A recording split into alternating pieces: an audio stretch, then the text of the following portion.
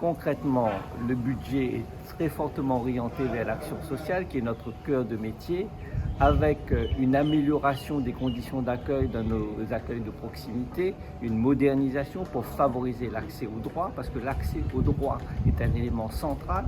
Toujours dans le cadre de l'accès aux droits sociaux, eh bien, nous allons vers les publics en difficulté, parce qu'il y a certains qui ne vont pas dans nos accueils de proximité, raison pour laquelle nous aurons une caravane d'accès aux droits, mais nous aurons aussi des dallons de proximité qui seront mis en place, qui iront vers les publics en difficulté et qui vont recueillir les informations, donner les informations au public en difficulté pour leur permettre de bénéficier de leurs droits sociaux. 900 000 euros, près d'1 million d'euros, seront alloués à cette caravane d'accès aux droits et aux dallons de quartier. Voilà une action concrète qui va être mise en place. Mais nous allons poursuivre aussi notre action en matière de l'aide alimentaire parce qu'on constate qu'il y a de plus en plus de besoins.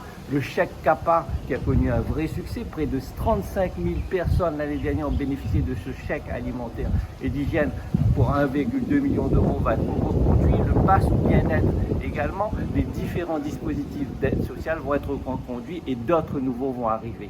Et en matière d'insertion, nous avons le R+, qui a bénéficié d'une expérimentation et qui a porté ses fruits. Aujourd'hui, on a dit que le dispositif a inséré près de 3500 personnes, en tout cas 3600 personnes exactement ont bénéficié du R+. Eh bien, c'est une action qui a fait la preuve de son efficacité. L'État et tous les partenaires sont d'accord pour pérenniser le dispositif jusqu'en 2024 maintenant, avec un objectif de 4000 bénéficiaires du R+, chaque année.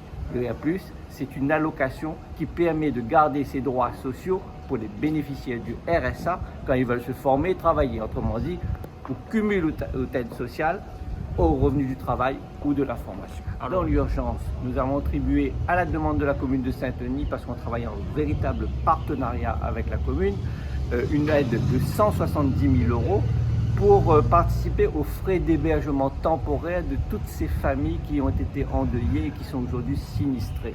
170 000 euros, c'est 40% du budget d'hébergement temporaire qui s'élève à peu près à 420 000 euros. C'est évalué ainsi.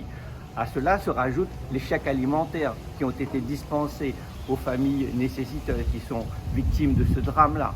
Et aussi, nous sommes aussi dans le conseil d'administration de la SIDR, moi-même j'en fais partie, avec d'autres collègues, et nous avons demandé une réunion extraordinaire du conseil d'administration de la SIDR pour tirer les conséquences de ce qui s'est passé, en sachant que ce qui s'est passé pour ce bailleur peut se reproduire pour d'autres. Mais en l'occurrence, l'urgence là est de faire le point sur les différents logements, les questions de réhabilitation, les questions de civisme aussi. Il n'y a pas que la SIDR qui est responsable, bien évidemment. Il y a une responsabilité collective de cette question, sur ce sujet. On doit tous se remettre en question comment mieux accompagner les familles, comment mieux responsabiliser les familles, parce que cet incendie est présumé jusqu'à maintenant criminel. Il y a donc toutes ces questions à se poser. Comment accompagner les publics en difficulté? Comment accompagner les publics qui ont des troubles du comportement?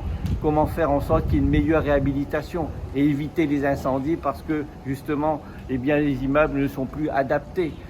Bref, c'est un sujet global où eh bien, nous prenons à bras le corps le sujet et dès que nous sommes intervenants, eh bien, nous interpellons et nous aidons.